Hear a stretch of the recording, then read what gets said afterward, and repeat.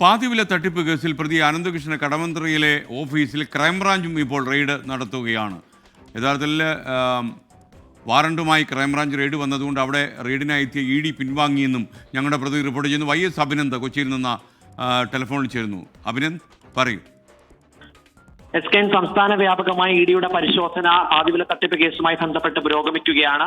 അനന്തകൃഷ്ണന് ഏറ്റവും കൂടുതൽ തെളിവുകളുണ്ട് എന്ന അന്വേഷണ സംഘം വിലയിരുത്തുന്ന കടവന്ത്രയിലെ സോഷ്യൽ ബി വെഞ്ചേഴ്സ് എന്ന സ്ഥാപനത്തിലാണ് ഇപ്പോൾ ക്രൈംബ്രാഞ്ച് തെളിവെടുപ്പ് നടത്തിക്കൊണ്ടിരിക്കുന്നത്, റെയ്ഡ് നടത്തിക്കൊണ്ടിരിക്കുന്നത്. ഇഡി അന്വേഷണം അവിടേക്ക് സംസ്ഥാന വ്യാപകമായി പുരോഗമിക്കുമ്പോഴും കടവന്ത്രയിലെ ഈ ഓഫീസിൽ ഇഡിക്ക് പരിശോധന നടത്താൻ സാധിച്ചില്ല. ക്രൈംബ്രാഞ്ച് വാറന്റ് ഉൾപ്പെടെ നൽകിയാണ് പരിശോധന നടത്തുന്നത്. അതിന്റെ ഭാഗമായിട്ടാണ് ഇഡിക്ക് അവിടേക്ക് പരിശോധനയ്ക്ക് എത്താൻ സാധിച്ചത്. പരിശോധന പൂർത്തിയാകാൻ സമയമെടുക്കുമെന്നാണ് ഇപ്പോൾ അന്വേഷണ സംഘം വ്യക്തമാക്കുന്നത്. ഏതാണ്ട് 143.5 കോടി രൂപ അവിടെ ബാങ്കിൽ ഉണ്ട് എന്നതാണ് കണ്ടെത്തിയിരിക്കുന്നത്. 3 സ്ഥാപനങ്ങളുടെ അക്കൗണ്ടുകളിലേക്ക് 548 കോടി രൂപ വന്നുവെന്നും ഈ സ്ഥാപനത്തിലൂടെയാണ് കൈമാറ്റമടക്കം നൽകിയിട്ടുണ്ടെന്ന് നേരത്തെ അന്വേഷണ സംഘം കണ്ടെത്തിയിരുന്നു. അതിന്റെ ഭാഗമായിട്ട് ഇഡിയുടെ പരിശോധന അവിടെ നടത്താൻ സാധിക്കാത്തതിന്റെ പ്രധാനപ്പെട്ട കാരണമായി ചൂണ്ടിക്കാണിക്കുന്ന ക്രൈംബ്രാഞ്ച് വാറന്റ് അടക്കം നൽകിക്കൊണ്ടുള്ള